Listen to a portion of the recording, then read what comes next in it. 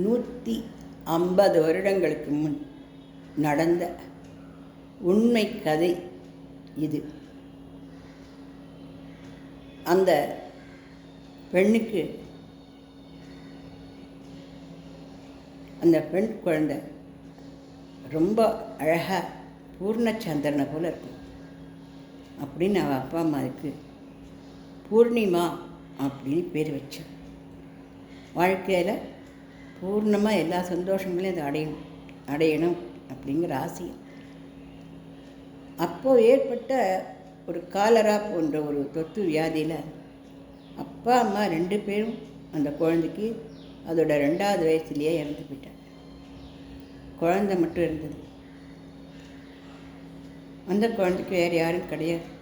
தூரத்து சுற்றத்தார்கள், உறவினர்கள் யாரோ வந்து அந்த காலத்தில் தர்மங்கள் அப்படிங்கிறது இருந்ததுனால யாரோ எடுத்துன்னு போய் அந்த குழந்தையையும் வளர்த்தா. ஆனால் படிக்க வைக்கிறதுன்னு எதுவும் அதெல்லாம் அந்த காலத்தில் ரொம்ப கிடையாது. கடவுள் பக்தி, பாட்டு ஏதோ அப்படி கொஞ்சம் வளர்த்து. அந்த பொண்ணுக்கு 11 வயசில் திருமணம் நடந்தது.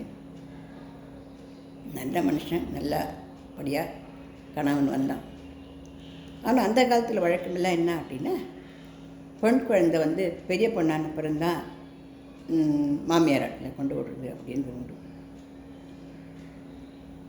அதனால் வெயிட் பண்ணிட்டு இருந்தா. அந்த குழந்தை 16 வயசுக்கு தான் பெரிய பொண்ணானா. அப்புறம் கொண்டு கணவன் வீட்டில் விட்டுட்டா. சந்தோஷமாக ஒரு 2 வருஷ காலம் அவள் வாழ்ந்தா. இந்த பொண்ணுக்கு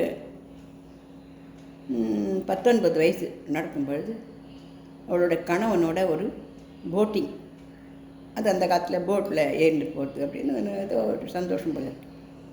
அப்படியே போட்டிங் போச்சு. படகு கவுண்டு எடுத்து கணவன் 6 அடிச்சுட்டு.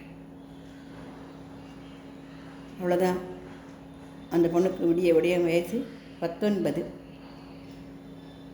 சுற்றத்தார்கள் யாரும் இல்லாத நிலை அப்படின்னாலும் குறை சொல்கிறதுக்கு, வேதனைப்படுத்துறதுக்கெல்லாம் நிறைய பேர் இருந்தார். பிறந்த உடனே அம்மா அப்பா மயங்கிடுத்து, கல்யாணம் பண்ணி கொடுத்தோடனே ஆம்படியானே மயங்கிடுத்து.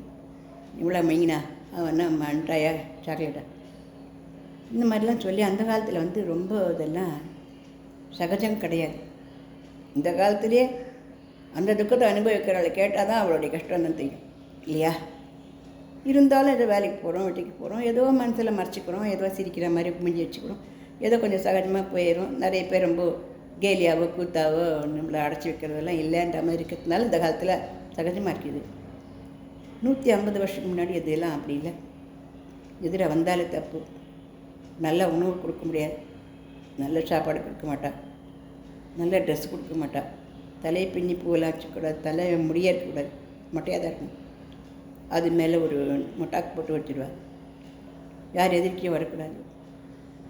அதாவது அவள் வந்து அந்த வீட்டுக்கு ஒரு துக்கிரின்னு என்னது ஒன்றும் கிடைக்காதவ. அவள் அவளோட மூச்செல்லாம் நமக்கு ஒன்றும் கிடைக்காது. அந்த மாதிரிலாம் ஒரு எண்ணங்கள் அந்த காலத்தில் இருந்தது. இந்த குழந்தைக்கு கூப்பிட்றதுக்கு அம்மா அப்பாவும் இல்லை. தூரத்து உட்கார அது அந்த எதுவோ வளர்த்து அழகி இதை கல்யாணம் பண்ணி கொடுத்தா நல்லா இருப்பான்னு பார்த்தா எப்படி வந்துருக்கணும். ஐயா பொறுப்பு ஏற்றுட்டு தண்டாது இந்த மாதிரி ஒரு கேவலமான ஒரு வாழ்க்கை அந்த குழந்தைக்கு. விடிய 19 வயசு முடியல. வீட்டில் ஒரு இருட்டறையில் தலையில் முட்டை போட்டுட்டு உட்காந்துருக்கணும். வீட்டில் வேலைகளை மட்டும் நிறைய கொடுப்பா, வேலையில் செஞ்சு தான் ஆகணும்.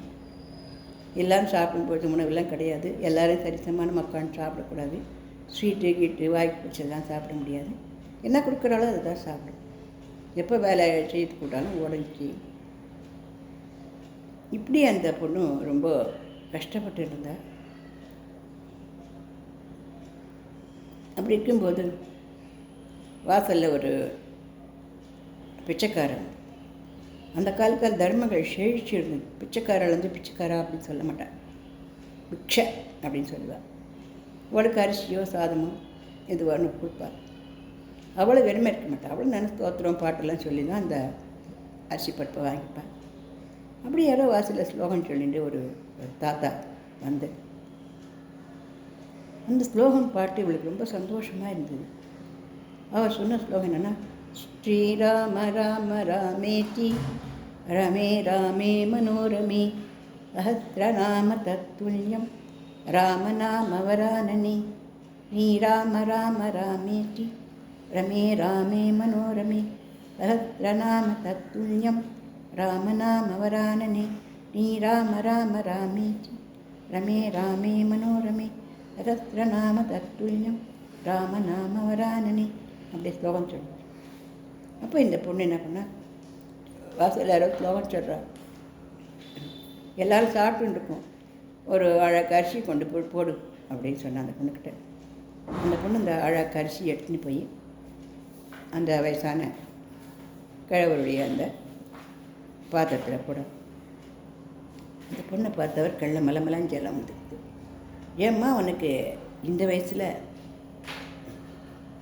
ஆனால் யாரோடையும் பேசக்கூடாது, ஜென்ஸ் பக்கமே கூடாது, கிழவனோ குமரனோ யார் எதையும் நிற்கவும் கூடாது, யார் எதையும் பேசவும் கூடாது. இதுதான் அந்த கட்டளை. அப்போ அதனால் அரிசியை போட்டு அழுதுண்டே உள்ளே ஓடி வந்துட்டாங்க.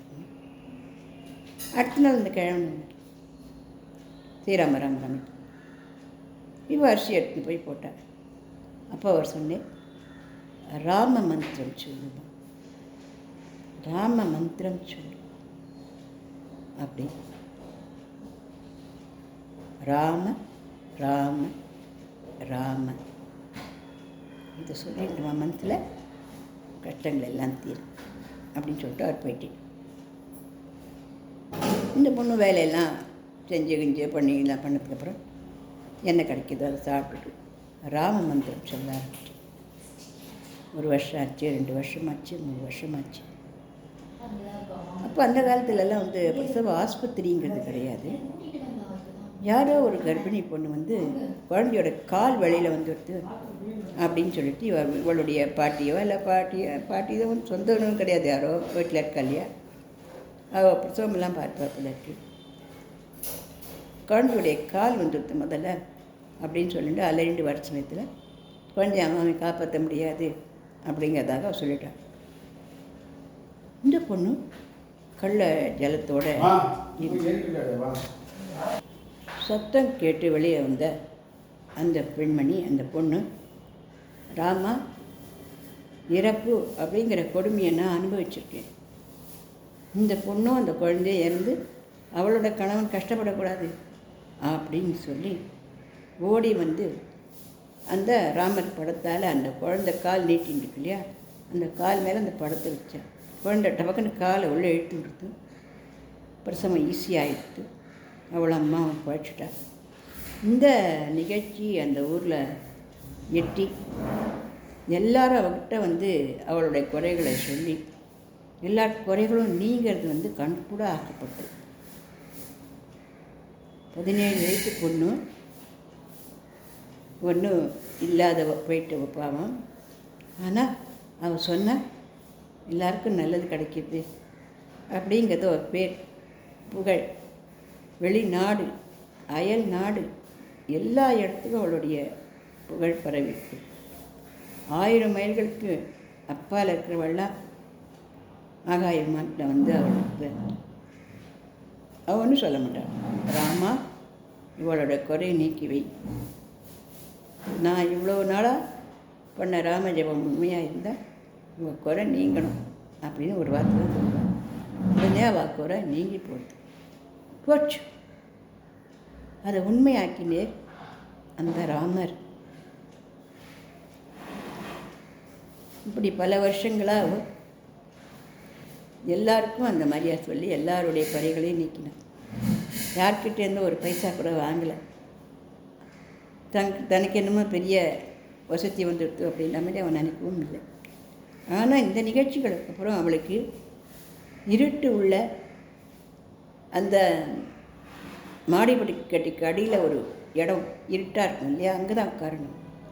அந்த உட்காரதெல்லாம் போய் நடு ஹாலில் அவள் உட்காந்துக்கலாம் ஒரு பாயில் அப்படின்றது போய் நடுவில் ஊருக்கு நடுவில் அவளுக்கு பெரிய ஒரு ஆசனம் போட்டு அவளை உட்கார வச்சு அவகிட்ட எல்லாரும் அவள் மூலமாக சந்தோஷம் அடையிறதுக்கு உண்டானபடி ஆச்சு.